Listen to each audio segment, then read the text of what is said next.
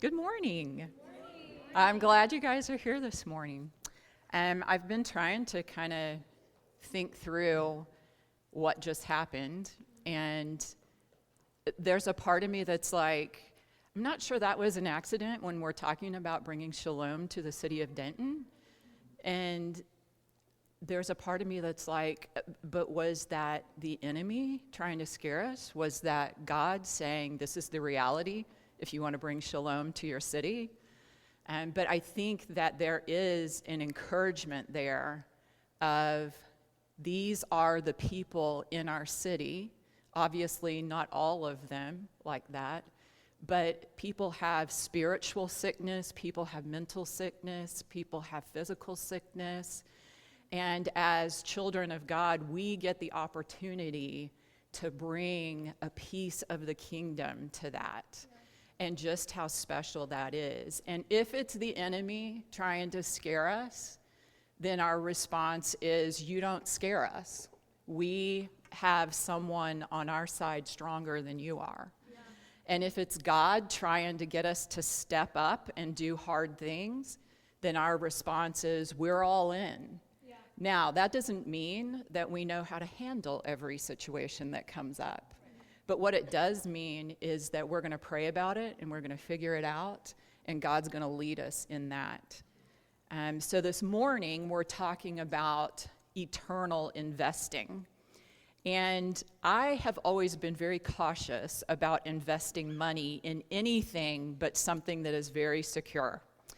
I'm not interested in most stocks. I'm not interested in cryptocurrency. I don't want to start a business. I don't want to flip a house. I want the sure thing. And the only time I went to a casino, I took $20 and I played penny slots until I ran out of money. Okay, maybe I played one nickel slot. And that was on a Friday night, and we were there all weekend.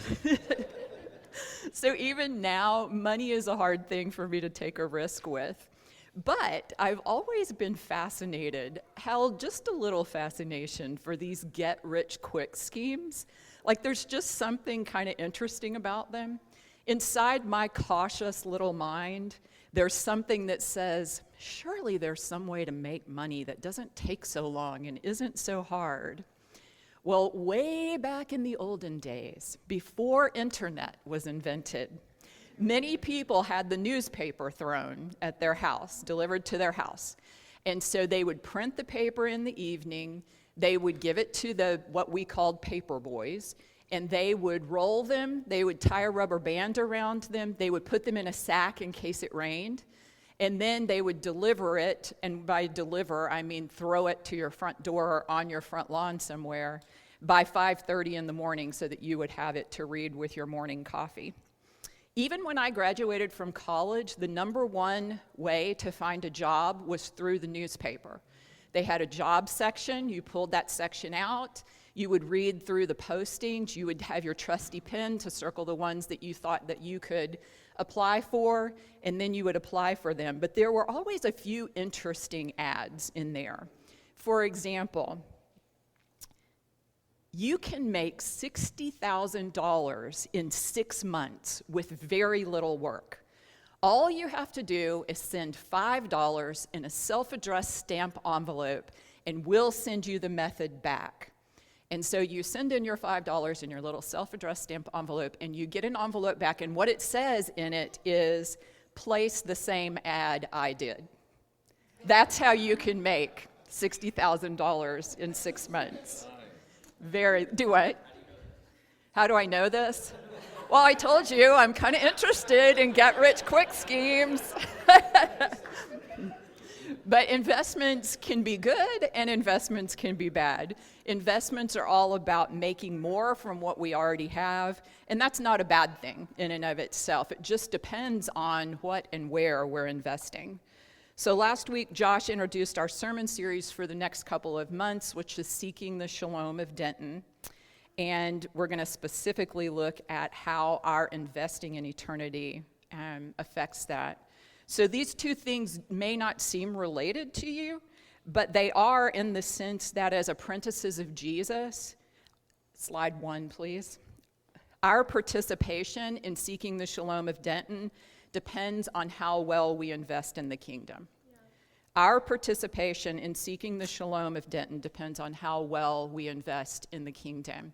And I want you to notice that up there, I think somebody changed it for me. Okay, let me explain this. I was just thinking this morning. This is why I have a hard time with slides, because the morning of, I start thinking and I change things up. But I kept thinking there's something not quite right about this statement. Like, I don't want people to think that it's all on us and what we do. So I think that the best way to say it is our participation in seeking the shalom of Denton depends on how well we invest in the kingdom. God is obviously the one that's going to bring the fruit from that. Right. So God's placed us in a city at this point in history to fulfill his mission. And as apprentices of Jesus, we've been given a certain amount of time, of talents, of gifts, of skills, of money, of resources to help us make and mature disciples who love, serve, and share Jesus. And what we do with the things God has given us, what we invest them in, has eternal consequences. There's no shortage of stories about bad investments and scams and get-rich-quick schemes. And most of the time our thought is, if that had been me, I would have done a much better job investing. I wouldn't have been taken by that scam. But in reality, God has given each of us an incredible amount of what Matthew calls treasure. And yet we waste our treasure on things that satisfy our wants here and now, rather than thankfully seeking to use them for God's kingdom. So let's start with, why should we invest in the kingdom? Will you put up slide 2, please? The text I want to use this morning is Matthew 6:19 through 24, and I'm going to read this out of the NIV. Do not store up for yourselves treasures on earth, where moth and vermin destroy, and where thieves break in and steal. But store up for yourselves treasures in heaven, where moth and vermin do not destroy, and where thieves do not break in and steal. For where your treasure is, there your heart will be also. The eye is the lamp of the body. If your eyes are healthy, your whole body will be full of light.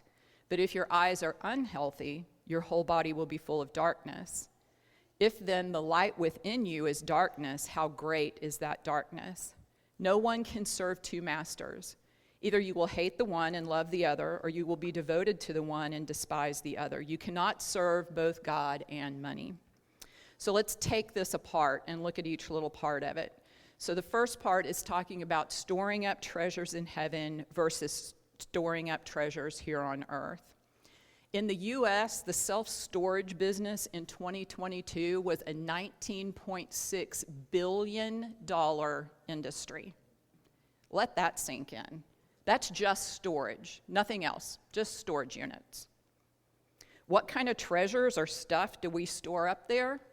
Well, in the U.S., people commonly store things like furniture, appliances, clothing, recreational equipment, personal documents, antiques, collectibles, electronics, and sometimes even vehicles. No wonder Storage Wars is such a cutthroat show. People use self-storage when they're moving or when they're remodeling. They'll use storage temporarily, but the vast majority of storage is used by people because they simply can't fit all their stuff in the place that they live in. This stuff, along with the stuff that we keep in our homes as well, gives us a sense of security and a sense of success. But Jesus says that's a lie. He tells us stuff can be destroyed by moths or rats or floods or other things, that it can be taken away from us, it can be stolen. And he also tells us in other places that when we die, we can't take it with us. So what's going to happen to it then? Our stuff tricks us into thinking that we're more secure than we really are. And when we value our stuff as our security, we try to protect it. Our attention becomes fixed on getting more and on keeping all of it safe. But Jesus wants our attention to be elsewhere. He tells us there's a better type of investment. So what kind of treasure can we store up in heaven?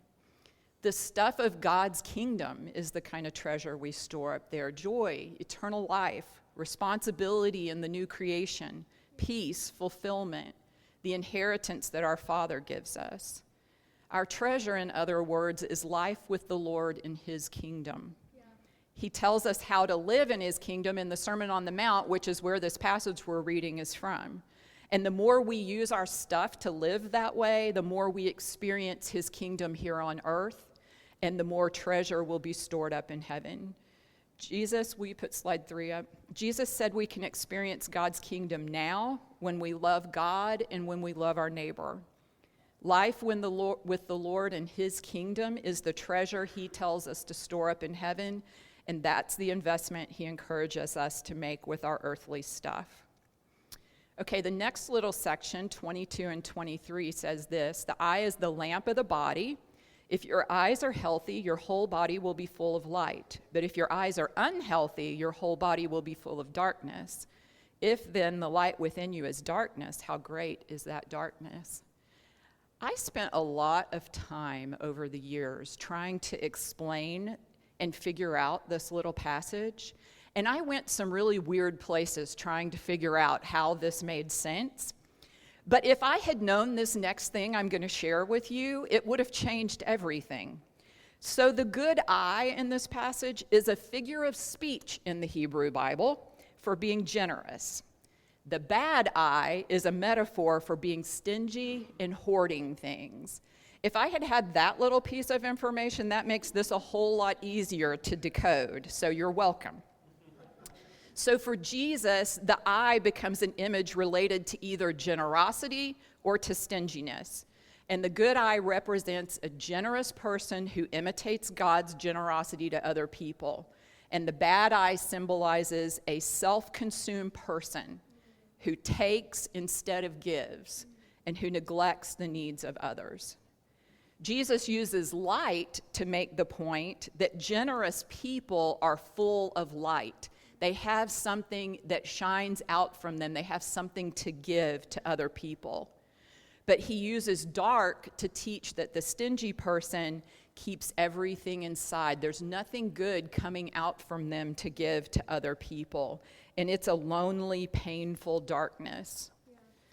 Wealth itself is neither light nor dark, but loving wealth is dark. 1 Timothy 6:10 tells us that. And to love wealth instead of loving our neighbor, listen to this, this is so good. To love wealth instead of loving our neighbor is to turn off the light, so to speak. It's turning off our light. Yeah. So we want to seek to be generous towards our neighbors and our city like God is generous towards all of us. Slide 4, sorry, thank you. Okay, the last little part. No one can serve two masters. Either you will hate the one and love the other, or you will be devoted to the one and despise the other. You cannot serve both God and money. Now note there, he didn't say you can't have money. He didn't say that money was evil. He didn't say that money was never useful.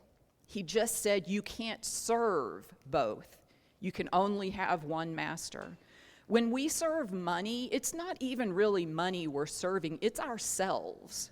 It's about me. It's the lie that I'm actually going to find life by gaining more for myself, more stuff, more money, more things. And we honestly fall for that lie way too often. And we've got to wake up and see that stuff and money are not going to make us happy.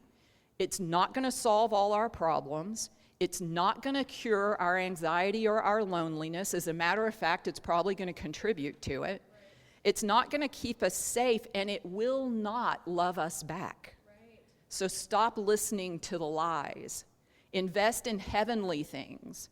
Invest in the kingdom of the God who already loves you and has already given you the most important things.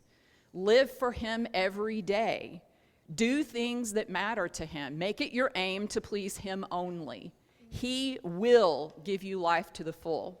He will take away your loneliness. He will keep you eternally safe. Invest in what is important, kingdom things. Slide 5. The real stored up things of immeasurable value are loving God and loving people with the stuff we have, with the things we have. Our stuff can prevent us from experiencing heaven on earth, but our stuff can also be used to bring heaven to earth. In Matthew 20, Jesus tells a parable that directly relates to this issue. It's where a landowner who owns a vineyard, his grapes are ripe, they're ready to be harvested. He needs a lot of people to help him, so he goes out to hire people. And he hires some workers at the beginning of the day, and he agrees to pay them a full day's wage, and they agree that that's what they will accept. And so they go off to work. And at 9 o'clock, he does the same thing. At noon, he does the same thing. At 3, he does the same thing. And 1 hour before quitting time, at 5 o'clock, he goes out and hires more. And when they are finished working, he asks his manager to bring in the workers so they can be paid. And he asked that the ones who started last get paid first. And so they get paid a full day's wage.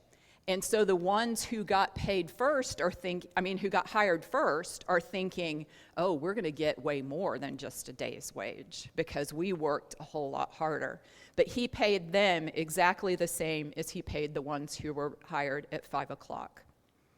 But the ones that were hired first began grumbling about how they had done the majority of the work, about how it was during the heat of the day that they had done more. And the landowner replies to them, I'm not being unfair to you. I paid you what we agreed to. Take your pay and go. I want to pay the last that I hired the same as I gave you. Don't I have a right to do with my money what I want? Or are you envious because I am generous? Are you envious because I am generous?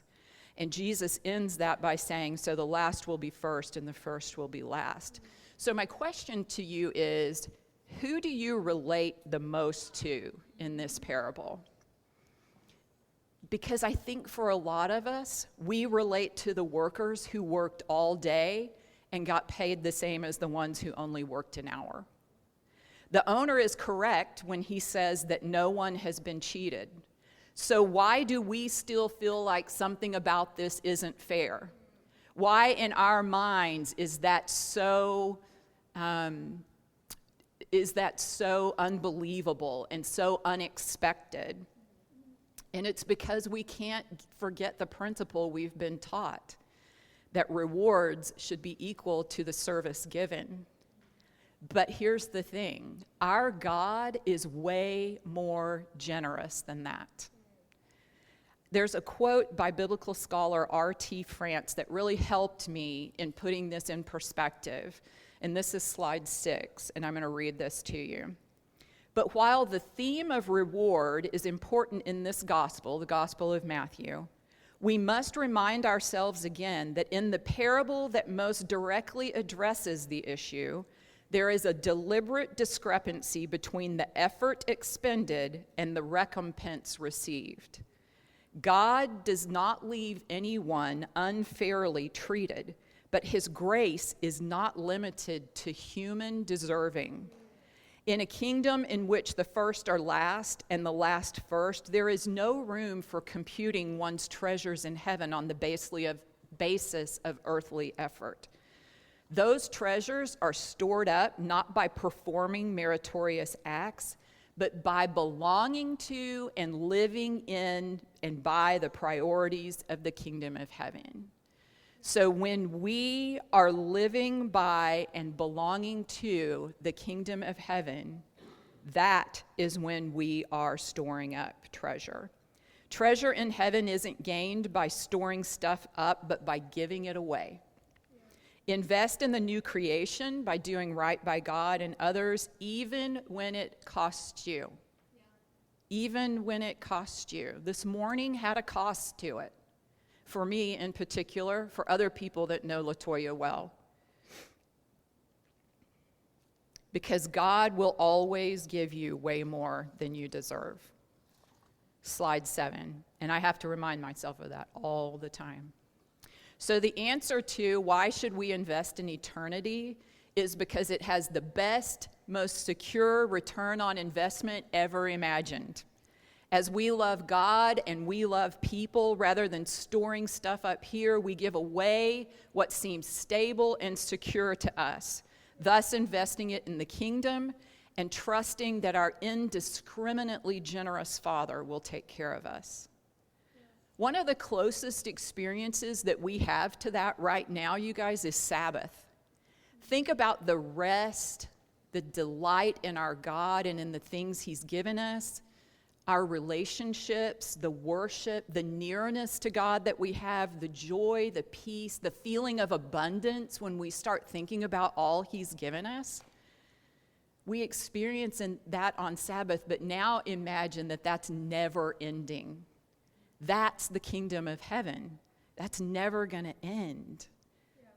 This is a good investment. It's eternally secure. And our participation in seeking the shalom of Denton is dependent on how well we invest in God's kingdom. So how do we invest in God's kingdom? What has God given us to invest? And so I just quickly wrote down 5 things that I could think of, like time, talent, skills, and gifts. I had a hard time kind of dividing out. They kind of run into each other a little bit. Resources and money. And so God makes 2 things very clear. One is we belong to Him, we are created, and He bought us at a price. So we're His, 1 Corinthians 6:20. We've been bought with a price. Secondly, not only are we His, but everything else is His too. The earth is the Lord's and everything in it, the world and all who live in it, for He founded it on the seas and established it on the waters, Psalm 24:1. So let's start with time. I think there are 2 ways to think about this. One is, how much time do I have left? Now that may sound very morbid. It also may sound very arrogant in some ways. But Psalms 39:4 says, "Show me, Lord, my life's end and the number of my days. Let me know how fleeting my life is." The life expectancy for an average woman in the U.S. is 79. That means that if I live the expected lifetime, I have 19 more years. Now, the first 60 flew by. So I can't even imagine how quickly the last 19, if I live that long, and if I don't get longer to live, because none of that's guaranteed, I can't imagine how quickly that's going to go by. But it does give me a good thing to think about in terms of, how do I want to prioritize the time I have left? How do I want to prioritize my life? We all have only a certain amount. And do I want my investment to be in traveling, retiring, trying to live longer, working on my house, watching TV, playing games, scrolling Facebook or Instagram or other social media, playing pickleball or other sports, listening to the Eagles or other music, or spending time with and listening to God, reading scripture, letting Jesus form me, spending time continuing to build the habits of Jesus, building relationships, investing in leaders, encouraging people, serving, studying the Bible with other people. I want to invest my time in things that really matter and in things that are still going to matter in eternity. Our talents, our skills, our gifts, some of those things are things like art, music, graphic design, spatial ability, critical thinking, athletics, math, science, coding, adaptability, problem solving, time management, empathy, administrative skills, implementation, data analysis, service, teaching, hospitality, giving, encouraging, faith. I could go on and on. I mean, the possibilities are limitless. But those are some of the things that God also gives us to invest. And then resources and money. Resources to me are things that aren't like cash money. So things like our houses, our cars, the connections that we have, the experiences we've gotten, the family that we have. Those are resources that we can invest. And then money are things like our paycheck, our investments, our savings, our bonuses, our gifts, our inheritance, our retirement. Those are our resources and money. And so the questions that I think we have to ask ourselves and this is slide 8, are things like, am I using these things to accomplish the mission God has given me to make and mature disciples?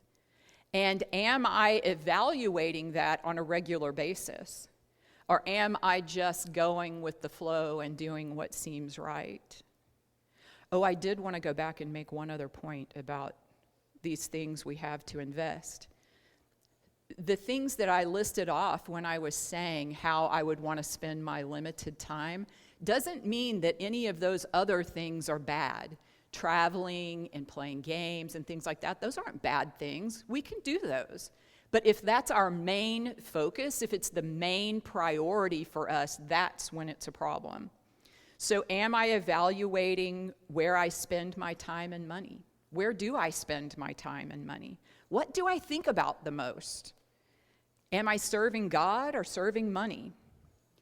Do I believe that what I do now, how I invest these things he's given me, has eternal impact? And do I believe investing in the kingdom is one of the best places to invest and that it actually matters?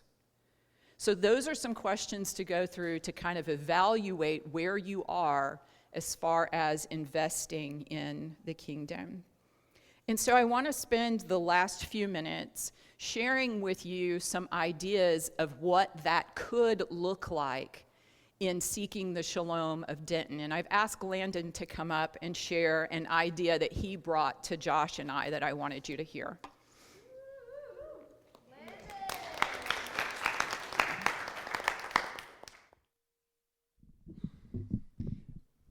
All right, so I'm a teacher, and I had an idea of how to kind of help out, because teaching right now is kind of a struggle. After the first 5 years, we lose most of our teachers, and so that's a major issue. And if college kids were here, I'd be like, go get a job teaching at least for a few years, because it's good. But since they're not, I'm gonna adapt this a little bit differently. But teaching, my idea was to help out teachers in those first 5 years. And some of us that have been in the teaching profession for a while now, we kind of know how to navigate these things, and we have some older teachers here that can help some of our younger teachers, because we do have a lot of younger teachers, and it is super difficult. And some of those things that I'd like to do with that is to be able to start like a group that mentors the other teachers. And that doesn't mean that, if you were a teacher for a while, now you're out of it, but you still know how to do it.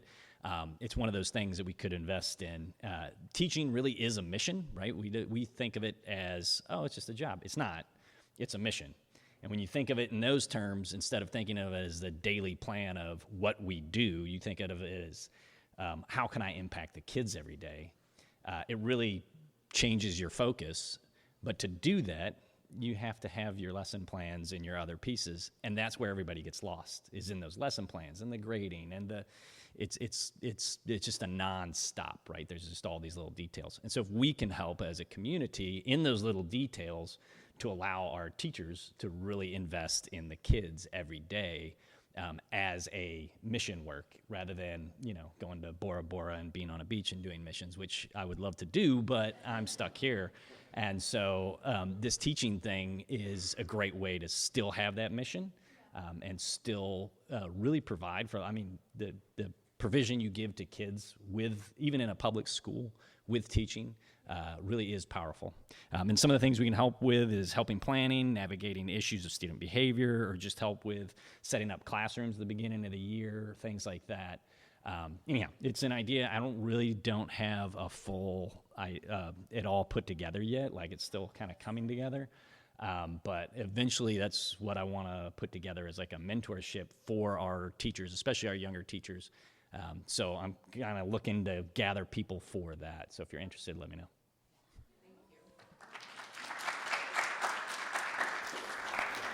Yeah, I think one of the things I want you to hear about that is that you don't have to be a teacher to help with that ministry. But you may know teachers that could benefit from that ministry. Maybe that's your part. Maybe your part is that you could go help decorate a room at the beginning of the year. You don't have to be a teacher to do that. But if you're somebody who's good at art or somebody who's good at crafts, that may be a gift that you could use there, a talent that you could use there. So there are a lot of different talents needed to pull off something like what Landon's talking about. But then think about all the people that would be blessed by a ministry like that. The teachers, the students, the teachers in our community that maybe aren't even connected to us in any way, that hear about it and want to be a part of it. So I just think it has so many possibilities and represents so well something we could use our gifts and talents and money and resources to help with.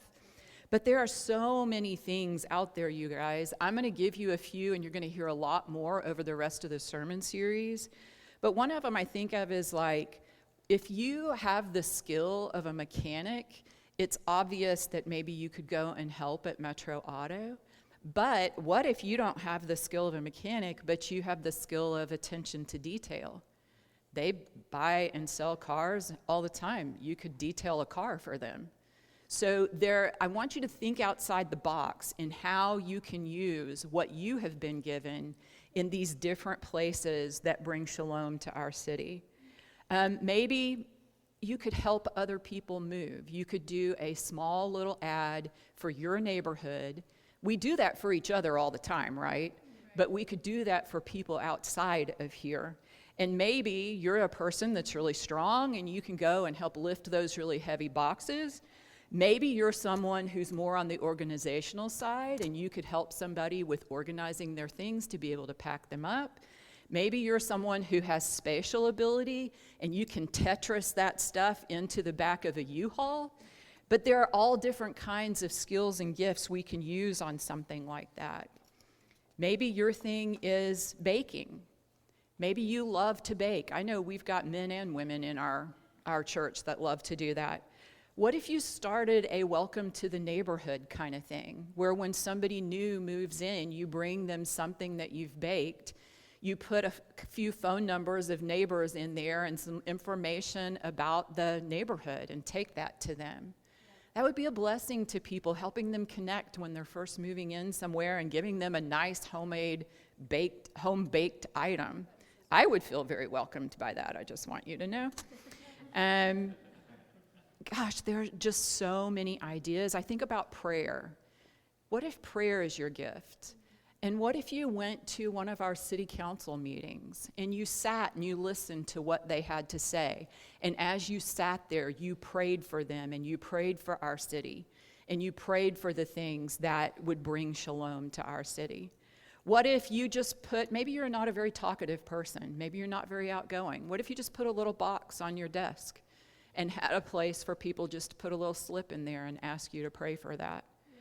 What if you picked 4 people in your neighborhood, just 4 houses, not even people you know, and you just took a card and put it on their door and said, I'll be praying for you for the next 30 days. If you have anything specific, here's my phone number.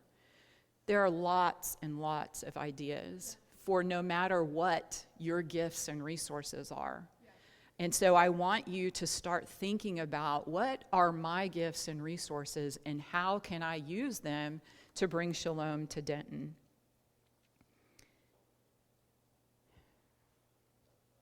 I think you can come up with way better ideas than I can, and I know God can come up with way better ideas. So please be asking him about that. Yeah. One of the things that I think is tricky about talking about treasure in heaven is trying to figure out how to talk about it without being like, oh, I'm going to do all these things and then I'm going to earn this treasure in heaven. And Jesus makes it very clear that that's not how we're saved, is by the things that we do. But I found this example that I think helps a lot, and I want to leave you with this. But as we go about our life bringing the kingdom here, we have this sack that we carry with us. And in that sack, we pick up rocks, and we fill our sack with rocks. And when we finish filling it, we start filling another one with rocks. And a lot of people will say, that's too heavy to carry. I'm not going to do that, or I'm just going to pick up a few rocks and put in my bag. But some people are really excited about it, and they pick up a lot, but it seems to not be as heavy for them as it is for some to carry. But at the end of our life here, and when we see Jesus, those rocks, when they're taken back out of the bag, become jewels. They become rubies and diamonds and sapphires and emeralds and beautiful, costly jewels. And they're made into a crown. And that crown is given to Jesus. Because we're not earning anything with the things we do, but what we're doing is we're honoring Jesus. And the more that we invest in the kingdom, the more stones we have to put in the crown that we give to him. But in a reversal of how generous our God is, because we are sons and daughters of the King, he gives that crown back to us. Because he's way more generous than we could ever be. And that's the way I think that I like to think about our treasure. I'm not doing it for some checklist to look good, to get a gold star. I'm doing it because I want to honor Jesus and because I want to love the people he loves well. Yeah. And so that's, I think, what I want to leave you with as the attitude that we should go into that with. I'm going to pray for us, and then we'll finish with our praise and worship. God, I just ask that you would give us your eternal perspective to change the way we think and the way we give, the degree to which we invest all that we are and have into eternity. Convict us that it really matters, God. Help us to invest our resources in your kingdom purposes now and forever. Show us what you want that to look like in each of our lives. Help us not to serve our own agendas, but to serve your agenda, Lord, and to live our lives for your glory, and to hear you say to us one day, well done, good and faithful servant. To give you all the glory, God, that you deserve. We ask this in the name of Jesus. Amen. Thanks for joining us for our sermon podcast. We would love for you to join us on Sunday morning or in one of our small groups during the week. And you can get more information about that at dentonnorthchurch.com.